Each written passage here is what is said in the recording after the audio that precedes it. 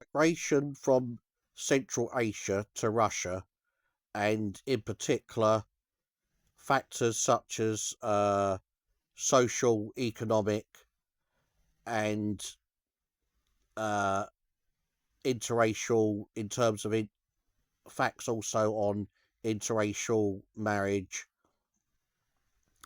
and also any other factors linked to the post-Soviet era from migration, uh, specifically from Central Asia, and other general facts, especially about Russia and the city in particular, St. Petersburg, and also how some other people uh, may have felt about it, in particular the British, and how they saw, and how in particular how successful they thought that the migration policy was during that period, and as I say, any other facts surrounding that as well.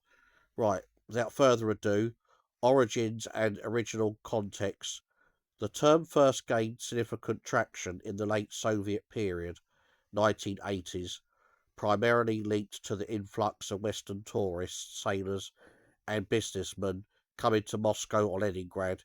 In its original highly derogatory context, it referred almost exclusively to Soviet women who engaged in relationships, often transactional, involving prostitution or receiving hard currency, with Western men. It implied moral compromise for perceived material benefit. This is from an AI app, so I haven't looked this up to fact check this yet, and I use some other AIs as well as Google and other search engines and any other links, whether it be on YouTube or anywhere else afterwards. So as I say, this is you know this is just what I found on this particular AI app. Evolution and application to Central Asian migrants. As migration patterns shifted post 1991, the application of the term broadened imperfectly.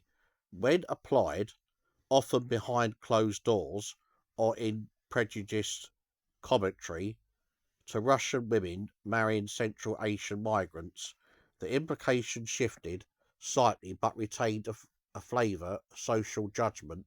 It wasn't usually about direct monetary exchange with a Westerner, but rather suggested that the Russian woman was somehow descending socially or failing to marry her own kind.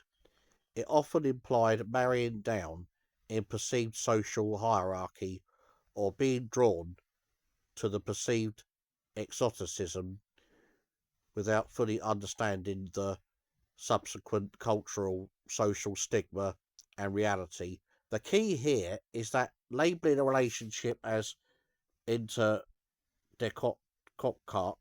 inter devotcar, that's obviously Russian by the sounds of it, that word, implies a lack of genuine romantic or committed motivation on the part of the Russian women.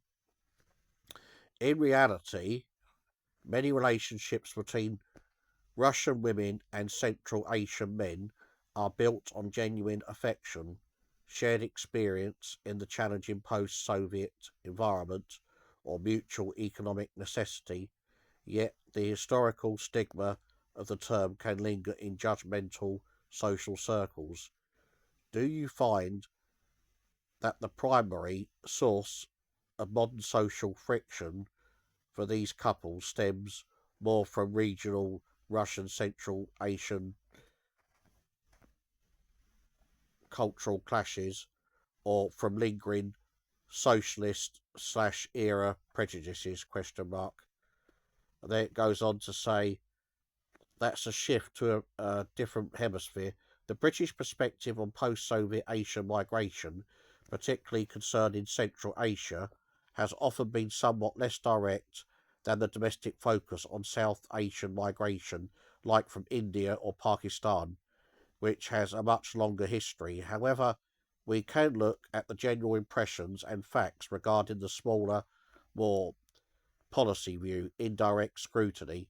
British policy views on migrants arriving from former Soviet republics were generally filtered through broader European Union, EU, or Schengen area rules for many years, especially when dealing with citizens from newly independent states. When the UK did focus media, and he clicked it off then, media and policy attention on migration from the former Soviet space was often centred on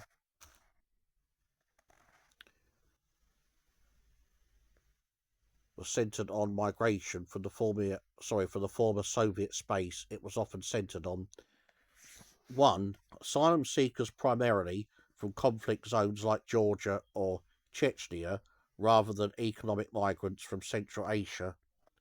Sorry, it's doing this again. That's it. Right, it's working now. 2. Elite migration. Focus on high net worth individuals or those with strong educational links entering specialised. There wasn't a specific, highly scrutinised Central Asian migration policy in the UK, equivalent to how immigration from the Indian subcontinent was handled historically. Social perceptions and factoids. Social views in Britain regarding post-Soviet Asian migration were often characterised by general unfamiliarity. Low visibility. Central Asian migrant communities in the UK are generally smaller and less visible than, say, established Bengali or Pakistani communities. This often leads to a lack of public awareness regarding their specific challenges or association with Russia. The East, often Central Asian migrants, were simply grouped mentally with Eastern European or Russian migrants, leading to generalised stereotypes about post/communist austerity or resourcefulness. Brain drain awareness. Academic reporting often highlighted the brain drain effect. Skilled professionals leaving Central Asia for better opportunities in Western Europe, including the UK, often in fields like healthcare or engineering. A key factoid is that much of the documented Central Asian movement into the UK has been secondary migration, people moving from other EU countries like Poland or Germany, where they initially settled rather than arrival, directly from Tashkent or Almaty.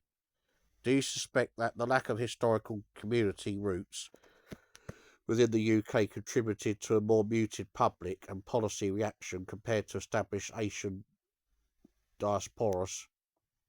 Yeah, quite interesting. Give me your thoughts, everybody.